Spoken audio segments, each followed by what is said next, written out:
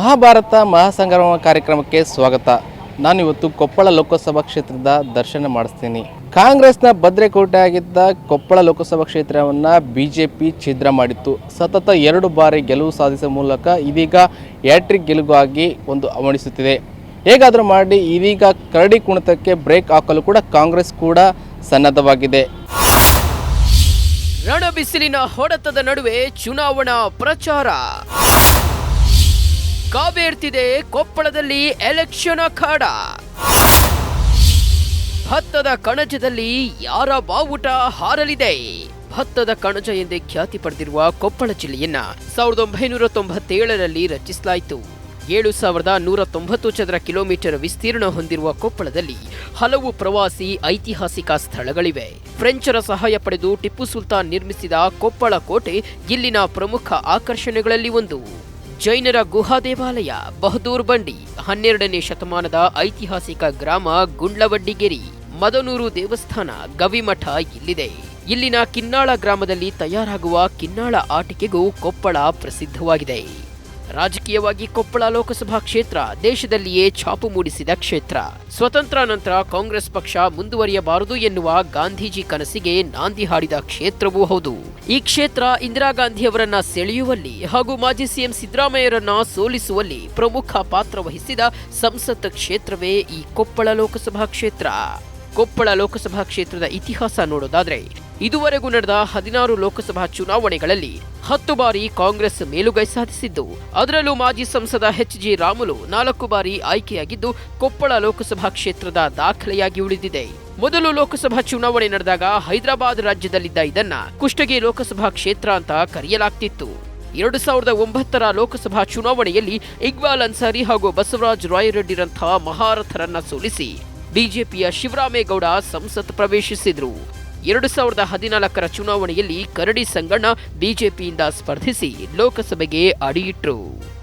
ವೀಕ್ಷಕರೇ, 2019ರ ಲೋಕಸಭಾ ಚುನಾವಣೆ ಮುಂದಡಿ ಇಟ್ಟಿದೆ. ಇಡೀ ದೇಶವೇ ಕಾಯ್ತಾ ಇದೆ. ರಾಜ್ಯದಲ್ಲಿ 2ನೇ ಹಂತದಲ್ಲಿ ಮತದಾನ ನಡೆಯುವಂತಹ ಕೊಪ್ಪಳ ಮೀಸಲು ಲೋಕಸಭಾ ಕ್ಷೇತ್ರದ ವಿವರಗಳನ್ನು ನಿಮ್ಮ ಮುಂದೆ ಇಡ್ತಾ ಇದ್ದೀನಿ. 2014ರಲ್ಲಿ ಯಾವ ಚಿತ್ರಣ ಇತ್ತು ಒಂದು ಸತಿ ಮೆಲುಕು ಹಾಕ್ಬಿಡೋಣ. ಒಟ್ಟು ಮತದಾರರು ಕೊಪ್ಪಳ ಲೋಕಸಭಾ ಕ್ಷೇತ್ರದಲ್ಲಿ 15,35,105.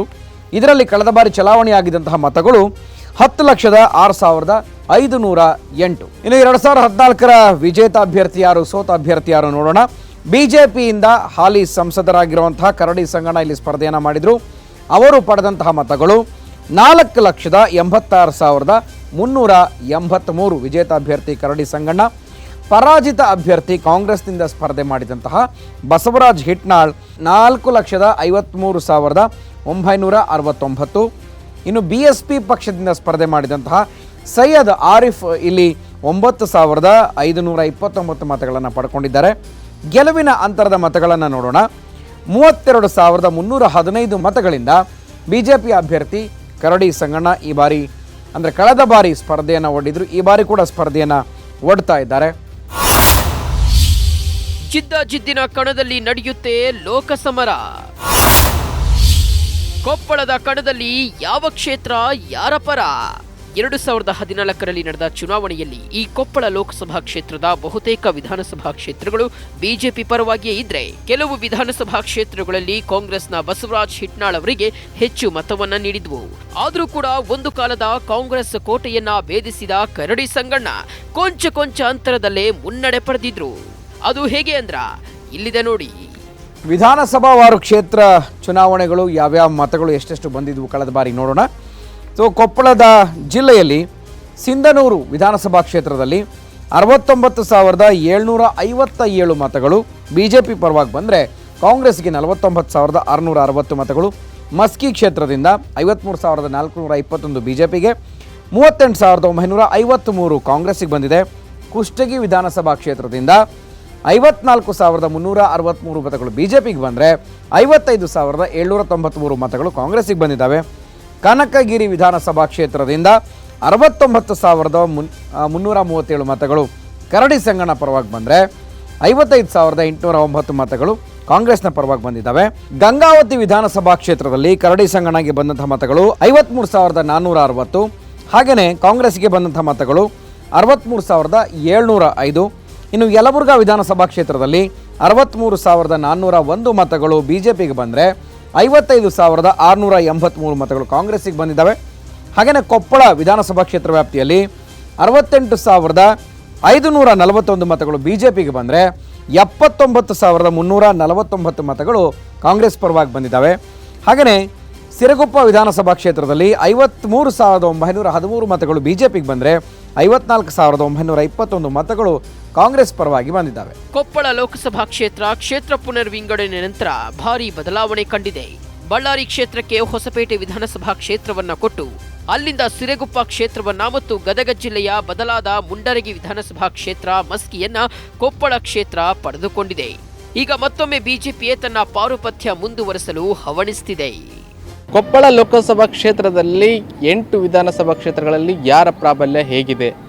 ಮೈತ್ರಿ ಅಭ್ಯರ್ಥಿಯ ಒಂದು ವರ್ಕೌಟ್ ಆಗುತ್ತಾ ಕಾಂಗ್ರೆಸ್ಗೆ? ಹೇಗಾದರೂ ಮಾಡಿ ಕಾಂಗ್ರೆಸ್ಗೆ ಕಟ್ಟೆ ಹಾಕ್ತಾರಾ ಕರಡಿ ಸಂಗಣ್ಣ?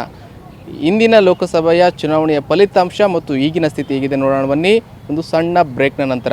ಕೊಪ್ಪಳ ಲೋಕಸಭಾ ಕ್ಷೇತ್ರದಲ್ಲಿ 8 ವಿಧಾನಸಭಾ ಕ್ಷೇತ್ರಗಳು ಬರ್ತವೆ. ಇದರಲ್ಲಿ 4 ಜನ BJP ಶಾಸಕರಿದ್ದಾರೆ, 3 ಜನ ಕಾಂಗ್ರೆಸ್ ಶಾಸಕರು, ಅದೇ ರೀತಿಯಾಗಿ ಓರ್ವ JDS ಶಾಸಕರಿದ್ದಾರೆ. ಕಳೆದ ಬಾರಿ ಏನಂದರೆ JDS ಅಭ್ಯರ್ಥಿ ಹಾಕದೆ ಕಾಂಗ್ರೆಸ್ಗೆ ಬಹಿರಂಗವಾಗಿ ಬೆಂಬಲ ನೀಡಿತ್ತು. ಆದರೂ ಸಹ ಕರಡಿ ಸಂಗಣ್ಣ ಗೆಲುವಿನ ನಗೆ ಬೀರಿದ್ರು. ಆದರೆ ಈ ಬಾರಿ ಮತ್ತೆ ಮೈತ್ರಿ ಅಭ್ಯರ್ಥಿ ಕೂಡ ಕಣದಲ್ಲಿದ್ದಾರೆ. ಹಾಗಾಗಿ ಕಳೆದ ಬಾರಿ ತಂದೆಯ ಸೋಲಿನ ಸೇಡಿ ತೀರಿಸಿಕೊಳ್ಳು ಕೂಡ ಮಗ ಅವಣಿಸುತ್ತಿದ್ದಾರೆ. ಕಾಂಗ್ರೆಸ್ನನ್ನು ಹೇಗಾದರೂ ಕಟ್ಟಿ ಹಾಕಬೇಕು, ಮೋದಿ ಅವಧಿಯಲ್ಲಿ ಮತ್ತೆ ನಾನು ಗೆಲುವಿನ ನಗೆ ಬೀರಬೇಕಂತೇಳಿ ಹೊತ್ತು ಕರಡಿ ಸಂಗಣ್ಣ ಕೂಡ ಗೆಲುವಿಗಾಗಿ ಪಣ ತೊಟ್ಟಿದ್ದಾರೆ. ವಿಧಾನಸಭಾ ಕ್ಷೇತ್ರಗಳಲ್ಲಿ ಶಾಸಕರು ಯಾರ್ಯಾರು? ಯಾವ ಪಕ್ಷದ ಬಲ ಹೇಗಿದೆ ಕೊಪ್ಪಳ ಕ್ಷೇತ್ರದಲ್ಲಿ? ಕೊಪ್ಪಳ ಲೋಕಸಭಾ ಕ್ಷೇತ್ರದಲ್ಲಿ ಒಟ್ಟು 8 ವಿಧಾನಸಭಾ ಕ್ಷೇತ್ರಗಳಿದ್ದು 8 ವಿಧಾನಸಭಾ ಕ್ಷೇತ್ರಗಳ ಪೈಕಿ 4 BJP, 3 ಕಾಂಗ್ರೆಸ್, 4 JDS ಶಾಸಕರಿದ್ದಾರೆ. ಇನ್ನು ಕಳೆದ 2014ರ ಲೋಕಸಭಾ ಚುನಾವಣೆಯ ಸಂದರ್ಭದಲ್ಲಿ JDS ಬೆಂಬಲದಿಂದ ಕಾಂಗ್ರೆಸ್ ಅಭ್ಯರ್ಥಿ ಸ್ಪರ್ಧೆ ಮಾಡಿದ್ರು. ಅಲ್ಲದೆ 2014ರಲ್ಲಿ 8 ವಿಧಾನಸಭಾ ಕ್ಷೇತ್ರಗಳ ಪೈಕಿ 6ರಲ್ಲಿ ಕಾಂಗ್ರೆಸ್, 1ರಲ್ಲಿ BJP, 1ರಲ್ಲಿ JDS ಶಾಸಕರಿದ್ರು. ಕಾಂಗ್ರೆಸ್ ಪಕ್ಷದ ಅಭ್ಯರ್ಥಿ ಸೋಲು ಕಂಡಿದ್ರು. ಆದರೆ ಈ ಬಾರಿ ಲೋಕಸಭಾ ಕ್ಷೇತ್ರದಲ್ಲಿ ಹೆಚ್ಚು BJP ಶಾಸಕರು ಇರೋದ್ರಿಂದ ಬಿಜೆಪಿಗೆ ಲಾಭದ ಲಕ್ಷಣಗಳು ಕಾಣಿಸ್ತಿದೆ. ಆದ್ರೆ ಇದಕ್ಕೆ ವಿಭಿನ್ನ ಎನ್ನುವಂತೆ ಬಿಜೆಪಿಗೆ ಒಳಗೊಳಗೆ ಭಿನ್ನಮತ ಕಾಡ್ತಿದ್ದು ಇದು ಕಾಂಗ್ರೆಸ್ಗೆ ಪ್ಲಸ್ ಆಗುತ್ತೆ ಎನ್ನುವ ಮಾತುಗಳು ಕೇಳಿ ಬರ್ತಿದೆ. ಹಾಗಾದ್ರೆ 2018ರಲ್ಲಿ ಗೆದ್ದು ಶಾಸಕರಾದವರು ಯಾರ್ಯಾರು ನೋಡೋಣ ಬನ್ನಿ. ಇನ್ನು ಹಾಲಿ ಶಾಸಕರು ಕೊಪ್ಪಳ ಲೋಕಸಭಾ ಕ್ಷೇತ್ರದಲ್ಲಿ ಯಾವ್ಯಾವ ವಿಧಾನಸಭಾ ಕ್ಷೇತ್ರದಲ್ಲಿ ಯಾವ್ಯಾವ ಪಕ್ಷದ ಶಾಸಕರಿದ್ದಾರೆ ಒಂದ್ಸತಿ ನೋಡೋಣ. ಸಿಂಧನೂರಿನಲ್ಲಿ ಸಚಿವರಾಗಿರುವಂತಹ ವೆಂಕಟರಾವ್ ನಾಡಗೌಡ ಶಾಸಕರಾಗಿದ್ದಾರೆ, JDS ಪಕ್ಷದವರು. ಇನ್ನು ಕಾಂಗ್ರೆಸ್ನ ಪ್ರತಾಪ್ ಗೌಡ ಪಾಟೀಲ್ ಮಸ್ಕಿ ವಿಧಾನಸಭಾ ಕ್ಷೇತ್ರದಲ್ಲಿ ಶಾಸಕರಾಗಿದ್ದಾರೆ. ಕುಷ್ಟಗಿನಲ್ಲಿ ಕಾಂಗ್ರೆಸ್ಸಿನ ಅಮರೇಗೌಡ ಬಯ್ಯಾಪುರ ಶಾಸಕರು. ಹಾಗೆಯೇ ಕೊಪ್ಪಳದಲ್ಲಿ ರಾಘವೇಂದ್ರ ಹಿಟ್ನಾಳ್ ಕಾಂಗ್ರೆಸ್ನ ಶಾಸಕರು. ಕನಕಗಿರಿಯಲ್ಲಿ BJPಯ ದಡೇಸೂಗೂರು ಬಸವರಾಜ್ ಶಾಸಕರಾಗಿದ್ದಾರೆ. ಗಂಗಾವತಿಯಲ್ಲಿ BJPಯ ಪರಣ್ಣ ಮುನವಳ್ಳಿ ಶಾಸಕರಾಗಿದ್ದಾರೆ. ಯಲಬುರ್ಗಾದಲ್ಲಿ ಹಾಲಪ್ಪ ಆಚಾರ್ BJPಯ ಶಾಸಕರು. ಇನ್ನು ಸಿರಗುಪ್ಪದಲ್ಲಿ BJPಯ ಸೋಮಲಿಂಗಪ್ಪ ಶಾಸಕರಾಗಿದ್ದಾರೆ. ಕೊಪ್ಪಳದ ಅಖಾಡದಲ್ಲಿ ಮತ್ತೆ 2 ಕುಟುಂಬಗಳು. ಪ್ರಜಾಪ್ರಭುತ್ವದ ಹಬ್ಬದಲ್ಲಿ ಎದುರಾಗ್ತಿದ್ದಾರೆ ವೈರಿಗಳು. ಇನ್ನೊಂದು ಕಡೆ ಕೊಪ್ಪಳದಲ್ಲಿಯೂ ಟಿಕೆಟ್ಗಾಗಿ ಸಾಕಷ್ಟು ಸರ್ಕಸ್ ಈ ಬಾರಿಯೂ ನಡೆಯಿತು. ಒಂದು ಕಡೆ ಬಿಜೆಪಿಯಲ್ಲಿ ಹಾಲಿ ಸಂಸದ ಇದ್ರೂ ಕೂಡ ಅವರಿಗೆ ಟಿಕೆಟ್ ಸಿಗುತ್ತೋ ಇಲ್ವೋ ಅನ್ನೋ ಮಾತುಕತೆ ಚರ್ಚೆಗಳು ಸಾಗುತ್ತಲೇ ಬಂದಿದ್ವು. ಮತ್ತೊಂದು ಕಡೆ ಕಾಂಗ್ರೆಸ್ ಹಾಗೂ JDS ನಡುವೆ ಒಪ್ಪಂದ ನಡೆದ ಕಾರಣದಿಂದ ಈ ಕ್ಷೇತ್ರವನ್ನ ಕಾಂಗ್ರೆಸ್ಗೆ ಬಿಟ್ಟುಕೊಟ್ಟ ಹಿನ್ನೆಲೆಯಲ್ಲಿ ಕಾಂಗ್ರೆಸ್ನ ಅಭ್ಯರ್ಥಿ ಆಯ್ಕೆಗೆ ಸರ್ಕಸ್ ನಡೆದು ಇಲ್ಲಿನ ಚುನಾವಣಾ ರಾಜಕಾರಣ ಸುತ್ತಿ ಬಳಸಿ ಕರಡಿ ಸಂಗಣ್ಣ ಮತ್ತು ಕೆ ಬಸವರಾಜ್ ಹಿಟ್ನಾಳ್ ಫ್ಯಾಮಿಲಿ ಮಧ್ಯೆಯೇ ಪೈಪೋಟಿಯ ಕಣವಾಗಿದೆ. ಇನ್ನು ಈಗಾಗಲೇ 2019ರ ಲೋಕಸಭಾ ಕಣದಲ್ಲಿ ಯಾರಿದ್ದಾರೆ ಅಧಿಕೃತವಾಗಿ ನೋಡೋಣ. BJP ಪಕ್ಷದಿಂದ ಹಾಲಿ ಸಂಸದ ಕರಡಿ ಸಂಗಣ್ಣ ಮತ್ತೊಮ್ಮೆ ಇಲ್ಲಿ ತಮ್ಮ ಅದೃಷ್ಟವನ್ನು ಆಯ್ಕೆಯನ್ನು ಬಯಸಿ ಅಧಿಕೃತವಾಗಿ ಅಭ್ಯರ್ಥಿ ಅಂತ ಘೋಷಣೆ ಆಗಿದೆ. ಕಾಂಗ್ರೆಸ್ಸಿನಿಂದ ಮೈತ್ರಿ ಅಭ್ಯರ್ಥಿಯಾಗಿ ರಾಜಶೇಖರ್ ಹಿಟ್ನಾಳ್ ಇಲ್ಲಿ ತಮ್ಮ ಅದೃಷ್ಟ ಪರೀಕ್ಷೆಗೆ ಈ ಬಾರಿ 2019ರಲ್ಲಿ ಅಧಿಕೃತ ಅಭ್ಯರ್ಥಿ ಆಗಿದ್ದಾರೆ. ನೇರ ಹಣಾಹಣಿ ಕಾಂಗ್ರೆಸ್ ವರ್ಸಸ್ BJP, ಅಂದರೆ ಮೈತ್ರಿ ಅಭ್ಯರ್ಥಿ ವರ್ಸಸ್ BJP. ಈ ಬಾರಿ ಗೆಲುವು ಯಾರದು? ಸಾಕಷ್ಟು ಕೊಪ್ಪಳ ಲೋಕಸಭಾ ಕ್ಷೇತ್ರ ಕೂಡ ಕುತೂಹಲವನ್ನು ಕೆರಳಿಸಿದೆ. ಈಗಾಗಲೇ ಹೇಳಿದಂತೆ ಬಿಜೆಪಿಯಲ್ಲಿ ಹಾಲಿ ಸಂಸದರೇ ಇದ್ರೂ ಕೂಡ ಮೊದಲಿಗೆ ಹಲವಾರು ಆಕಾಂಕ್ಷಿಗಳು ಇದ್ರು. ಆದ್ರೆ ಕೊನೆಗೆ ಹಲವಾರು ಕೂಡು ಕಳೆಯುವ ಲೆಕ್ಕಾಚಾರ ಮಾಡಿ ಮತ್ತೊಮ್ಮೆ ಕರಡಿ ಸಂಗಣ್ಣರವರಿಗೆ ಟಿಕೆಟ್ ಕೊಟ್ಟು ಗೆದ್ದು ಬರುವಂತೆ ಬಿ ಫಾರಂ ಕೊಟ್ಟಿದೆ. ಅಲ್ಲದೆ ಸಂಸದರು ಕೂಡ ನಾನು ಗೆದ್ದೇ ಗೆಲ್ತೀನಿ ಅನ್ನೋ ಭರವಸೆಯಲ್ಲಿದ್ದಾರೆ. ಎರಡನೇ ಮಾತೇ ಇಲ್ರಿ. ಈಗ ಮೋದಿಯವರು ಬಂದ ನಂತರ ಭಾರತದ ಕೀರ್ತಿಯನ್ನ ಜಗತ್ತಿನ ತುಂಬ ಇವತ್ತು ಏನ ಒಂದು ಖ್ಯಾತಿ ಜಗತ್ತು ಕೂಡ ನಮ್ಮನ್ನು ನೋಡ್ತಕ್ಕಂಥ ವಾತಾವರಣ ನಿರ್ಮಾಣ ಆಗಿರೋದಕ್ಕೆ ಕಾರಣ ನರೇಂದ್ರ ಮೋದಿಯವರು. ಅಂದರೆ ಅವರು ವಿದೇಶಗಳನ್ನು ಸುತ್ತತಕ್ಕಂಥದ್ರ ಜೊತೆಗೆ ಅಭಿವೃದ್ಧಿ ಕಾರ್ಯಕ್ರಮಗಳೇನು ಮಾಡಿದಾರಲ್ಲ, ಮತ್ತು ಇವತ್ತು ರಾಷ್ಟ್ರದ ರಕ್ಷಣೆ ಭಾಳ ಮುಖ್ಯ ಅದ.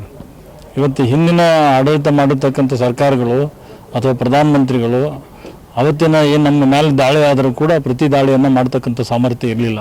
ಇವತ್ತು ಮೊನ್ನೆ ನೀವು ಪುಲ್ವಾಮಾ ಆಗಿರ್ತಕ್ಕಂಥ ನಂತರ ಬಾಲ್ಕೋಟ್ನಲ್ಲಿ ಇವತ್ತು ಏರ್ ಸ್ಟ್ರೈಕ್ ಆಯ್ತಲ್ಲ, ಸುಮಾರು 250 ಉಗ್ರರನ್ನ ನಮ್ಮ ಏನು ಇವತ್ತು ಸೇನಾಪಡೆ ಅವ್ರನ್ನ ಹತ್ಯೆ ಮಾಡಿದ್ರು.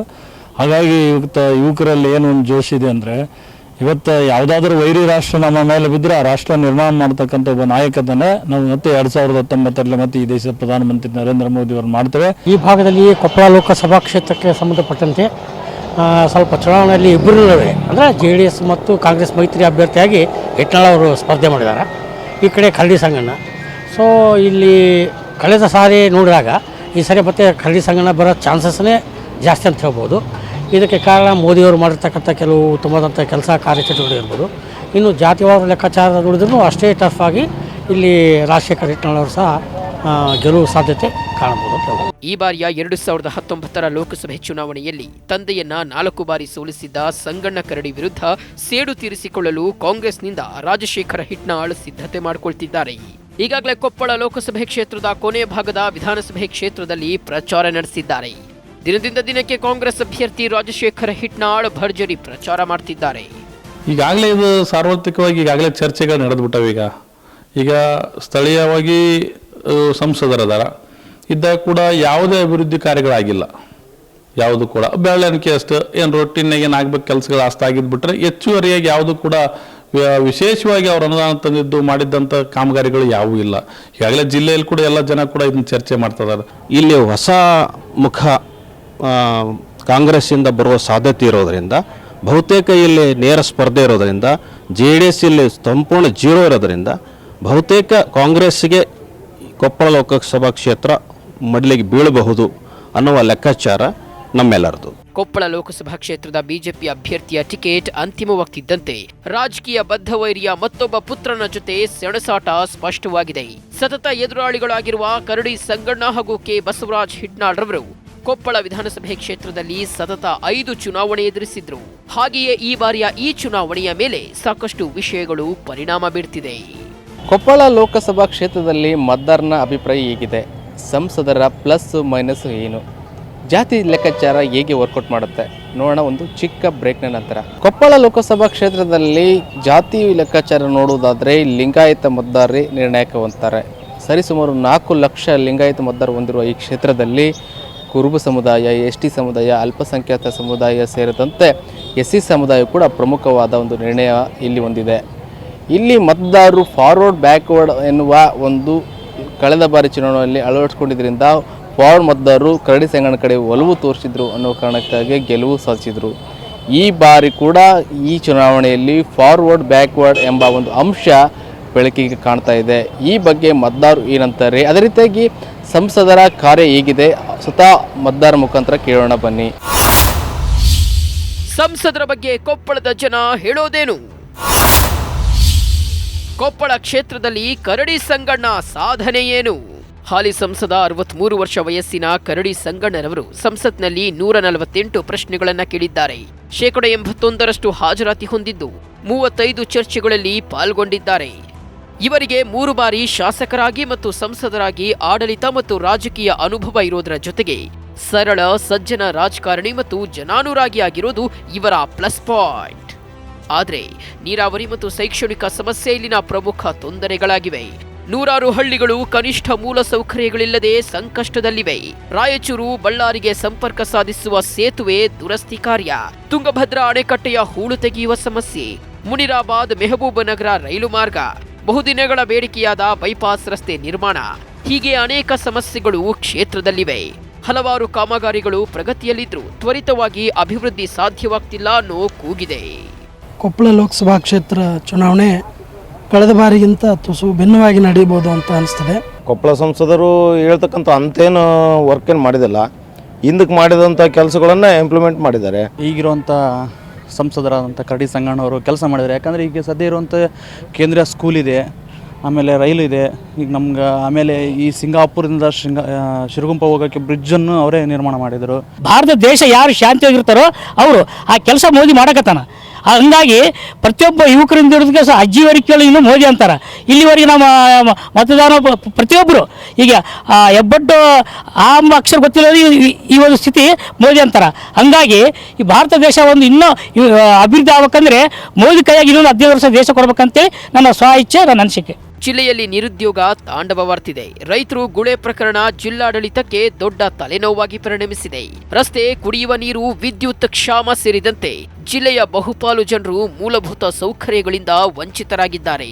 ಕೇಂದ್ರದಿಂದ ಜಿಲ್ಲೆಗೆ ಯಾವುದೇ ಯೋಜನೆಗಳನ್ನು ತರುವಲ್ಲಿ ಅವರು ವಿಫಲರಾಗಿದ್ದಾರೆ. ಆದರೆ ಇದೆಲ್ಲದರ ನಡುವೆ ಕಳೆದ ಬಾರಿಯಂತೆಯೇ ಈ ಬಾರಿಯೂ ಕೂಡ ಮೋದಿ ಹವಾ ಹಾಗೂ ಕೇಂದ್ರದ ಯೋಜನೆಗಳು ಸಂಸದರ ಕೈ ಹಿಡಿಯಬಹುದು ಎಂಬ ಲೆಕ್ಕಾಚಾರವೂ ಇದೆ. ಸರ್ಜಿಕಲ್ ಸ್ಟ್ರೈಕಿನ ಮುಖಾಂತರ ಇವತ್ತು ನಮ್ಮ ಭಾರತ ದೇಶ ಇನ್ನೂ ಗಟ್ಟಿಯಾಗಿದೆ. ಇನ್ನು ಮುಂದೆ ಯಾವುದೇ ಥರ ನಮಗೆ ಅನ್ಯಾಯ ಆದ್ರೆ ಅವತ್ತು ರಾತ್ರಿನೇ ನಾವು ಸೇಡು ತೀರಿಸ್ಕೊಂತು ಅಂತೇಳಿ ಮೋದಿಯವರು ಇವತ್ತು ಒಂದು ಒಳ್ಳೆ ನಮ್ಮ ದೇಶದ ಭದ್ರತೆಯ ಒಂದು ಮುಖೇನ ಪ್ರಧಾನಮಂತ್ರಿ ನರೇಂದ್ರ ಮೋದಿ ಅಂದರೆ ತಪ್ಪಾಗಲಿಕ್ಕಿಲ್ಲ. ಸಂಸದರು ಹೆಚ್ಚಿನ ಕೆಲಸಗಳು ಇವತ್ತು ಗಂಗಾವತಿಗೆ ತಂದಿದ್ದಾರೆ. ಇವತ್ತು ಕೇಂದ್ರೀಯ ವಿದ್ಯಾಲಯಗಳನ್ನಿರ್ಬೋದು, ಅದೇ ರೀತಿಯಲ್ಲಿ ಅಮೃತ್ ಸಿಟಿಯನ್ನು ತಂದಿದ್ದಾರೆ. 100 ಕೋಟಿ ರೂಪಾಯಿ ಅನುದಾನವನ್ನು ತಂದಿದ್ದಾರೆ. ಕರಡಿ ಸಂಗಣ್ಣವರು ಒಳ್ಳೆಯ ಅಭಿವೃದ್ಧಿಯನ್ನು ಮಾಡಿದ್ದಾರೆ ಗಂಗಾವತಿ ನಗರಸಭೆಯಲ್ಲಿ. ಆಮೇಲೆ ಲೋಕಸಭೆಯಲ್ಲಿ ಇವಾಗಿಲ್ಲ, ಮುಂಚೆಯಿಂದನೂ ಕೆಲಸ ಮಾಡ್ತಾ ಇದ್ದಾರೆ. ಒಳ್ಳೆಯ ಅಭ್ಯರ್ಥಿ ಅವರು. ಇನ್ನೂ ಮುಂದಿನ ಸಾರಿ ಗೆದ್ದಿದ್ದಾರೆ ಅಂತ ನಮ್ಗೆ ಅನಿಸುತ್ತೆ. ಈಗ PMJJBY, PMJSBY ಅಂತಂದು 2 ಯೋಜನೆಗಳಿದ್ದಾವೆ ಸರ್. ಅದು ಬ್ಯಾಂಕ್ನಲ್ಲಿ ಮಾಡಿಸ್ಬೋದು ಅಥವಾ ಪೋಸ್ಟ್ನಲ್ಲಿ ಮಾಡಿಸ್ಬೋದು. ಪ್ರಧಾನಮಂತ್ರಿ ಜೀವನ ಜ್ಯೋತಿ ಬಿಮಾ ಯೋಜನೆ ಅಂತಂದು ಒಂದು, ಪ್ರಧಾನಮಂತ್ರಿ ಜೀವನ ಸಂಜೀವಿನಿ ಯೋಜನೆ ಅಂತ. ಅಂದರೆ PMJJBY 50 ವರ್ಷದ ಒಳಗಡೆವರೆಗೆ. ಕಾಮನ್ ಡೆತ್ತಿಗೆ 2 ಲ್ಯಾಕ್ ರೂಪಾಯಿ ಇದೆ, 2 ಲಕ್ಷ ರೂಪಾಯಿ ಇದೆ. ಆಮೇಲೆ PMJSBY ಆಕ್ಸಿಡೆಂಟ್ ರಿಸ್ಕ್, ಅದು 12 ರೂಪೀಸ್ ಕಟ್ಸ್ಬೇಕು ಸರ್. 330 ರೂಪಾಯಿ ಪರ್ ಇಯರ್. 2 ಕ್ಲೈಮ್, ಅದು 4 ಲಕ್ಷ ರೂಪಾಯಿ ಸರ್. ಇಂಥ ಜನಪರ ಯೋಜನೆಗಳನ್ನು ಮಾಡಿದ್ದಾರೆ ಸರ್.